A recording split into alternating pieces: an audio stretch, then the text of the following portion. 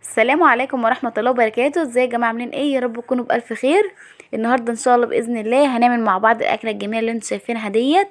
اكيد طبعا انتوا عرفتوها، ده لسان عصفور باللحمة او كده طاجن لحمة بلسان العصفور، انتوا بقى سموه زي ما انتوا عايزين. انا عامة يعني سميته لسان عصفور باللحمة عشان لسان عصفور اكتر من اللحمة. شايفين بقى الجمال؟ شايفين الطبق بتاعي شكله عامل ازاي؟ ولا الصينيه بتاعتي شكلها عامل ازاي؟ طبعا هي المفروض تحط في طاجن، بس ان انا مكتراها شويه فما كانش في طاجن يشيل كميه الاكل ديت، فحطيتها في الصينيه زي ما انتم شايفين. شايفين بقى؟ جميل، بسم الله ما شاء الله، الله اكبر. الشكل حكايه والطعم حكايتين. مش عايزه اطول عليكم الفيديو اكتر من كده. يلا بينا نشوف عملنا الاكله الجميله دي ازاي. يلا بينا.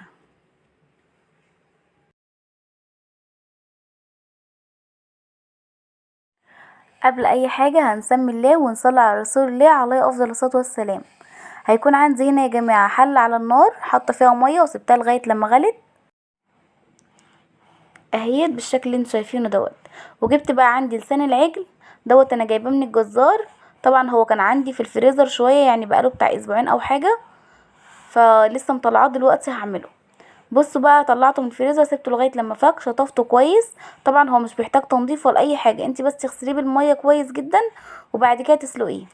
حطيته بقى في الميه زي ما انتم شايفين كده، وهسيبه بقى لغايه لما يغلي كويس تاني. هيبدا يطلع ريمه زيه زي اللحمه، لان هو ده يا جماعه اصلا لحمه، بس دوت لسان العجل. هنطلع بقى الريمه كلها كويس جدا، واول ما اتاكد ان هو خلاص الريمه مبقاش تطلع، يعني الريمه كلها خلصت، هبدا بقى ان انا احط له ملح وتوابل.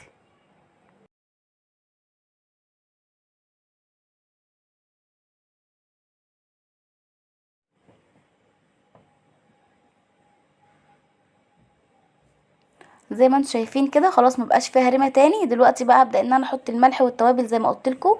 ضفنا هنا معلقتين من الملح كبار، وهيكون عندي هنا نص معلقه من الفلفل الاسود، نص معلقه من بهارات اللحمه او السبع بهارات، وكمان عندي هنا شويه من الشطه ما نكترش. وهحط هنا ورق لورا، وحابه تحطي كبيبه صيني ماشي ضيفي، ما لو مش حابه تحطي برضو براحتك، بس انا هنا ضفت.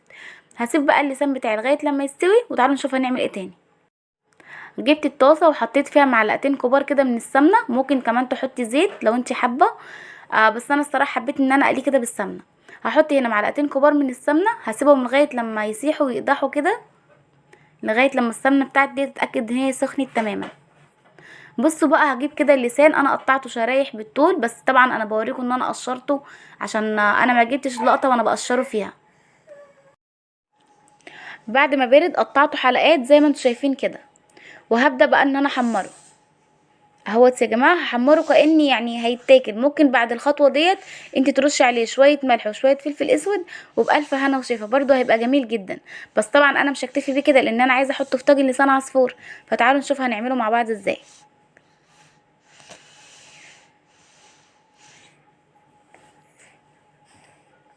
بصوا بقى، حطيته بالشكل اللي انتوا شايفينه دوت.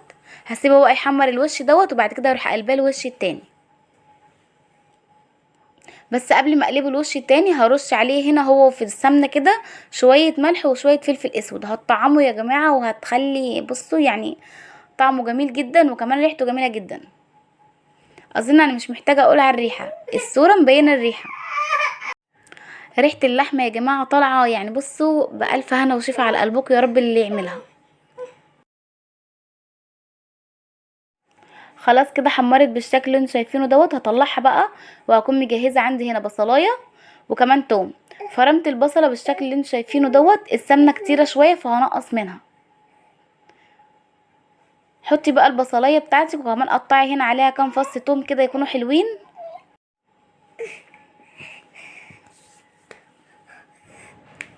بصوا بقى يا جماعه، عايزه تقطعيها زي ما انا قطعتها كده، عايزه تفرمي التوم براحتك، بس طبعا لما تقطعيه كده بيدي طعم احلى.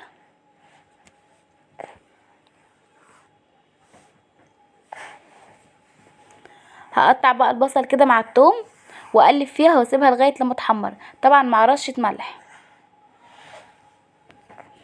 بعد ما البصله خدت اللون ودتني اللون اللي انا عايزاه دوت، هروح نازله عليها بشويه من الطماطم. نزلي بقى الطماطم بتاعتك وقلبي كويس وسيبيها لغايه لما تتسبك.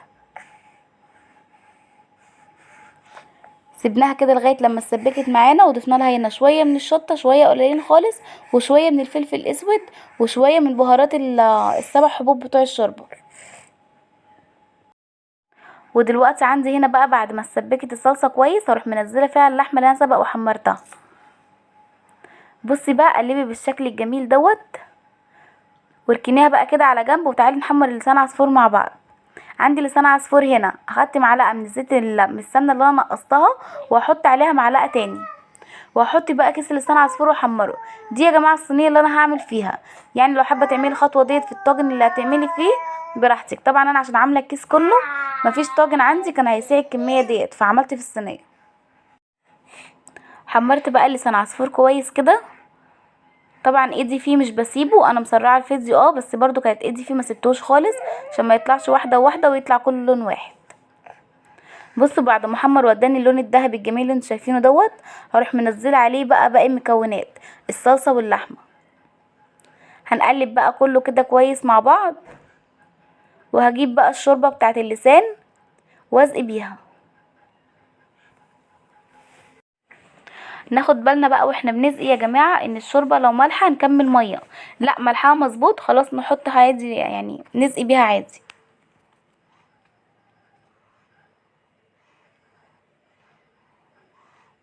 بصي بقى اسقي كده لغايه لما تغطي كانك يعني بتسقي رز بالظبط، او يمكن زياده شويه كمان لان لسان عصفور بيحب الميه زياده شويه. بصوا بقى خليته ياخد غلوه هنا، وبعد كده دخلته الفرن لغايه لما اتشرب وطلع بألف هنا وشفا بالشكل اللي انتوا هتشوفوه دوت. بصوا يا جماعه، مش عايزه اتكلم عن حلاوته ولا طعامته ولا يعني جماله، فعلا حاجه جميله. طبعا بقى لو في الطاجن هيبقى شكله احلى واحلى، بس طبعا انا عشان الكميه فعملته في الصينيه. لو عندك بقى عزومه ما تعمليش الكميه دي كلها، لان طبعا هيكون في اكلات تاني كتير جنبه، فهينفع ان انت تعمليه في الطاجن. بصوا بقى دلوقتي بقى هغرف شويه كده عشان اوريهولكوا. طبعا انا سبته لغايه لما برد. المفروض ان اللسان عصفور يا جماعه او الطاجن دوت ما يتسابش لغايه لما يبرد، لا يتاكل سخن كده وهو لسه طالع ولسه فيه شويه صوص شويه ميه كده، بيبقى طعمه في منتهى الجمال. لكن انا عشان سبته لغايه لما برد ما حسيتش ان هو يعني عامه، يعني انا بحب الاكل يكون سخن ويكون لسه طالع من الفرن. لكن عجب ولادي جدا وعجب جوزي، وبألف هنا وشفا على قلبهم يا رب، وعلى قلبكم انتوا كمان لما تعملوه. هو الصراحه يا جماعه اللسان عصفور فيه كان طعمه جميل واللحمه كان طعمها جميل، بس انا زي ما بقول لكم يعني ما حبيتش ان هو كان بارد، فانا بقى يعني كنت عايزاه ان هو يكون لسه طالع من الفرن. انا كنت سخنته كمان يا جماعه، بس ما حبيتهوش بعد ما قعد كده، لا انا عايزاه يكون لسه طالع من الفرن ويتاكل. وهي دي كانت اكلتي النهارده. لو عجبتكم بقى ما تنسونيش في اللايك والشير، وكمان الاشتراك للقناه عشان يوصلكوا كل جديد. وباي باي.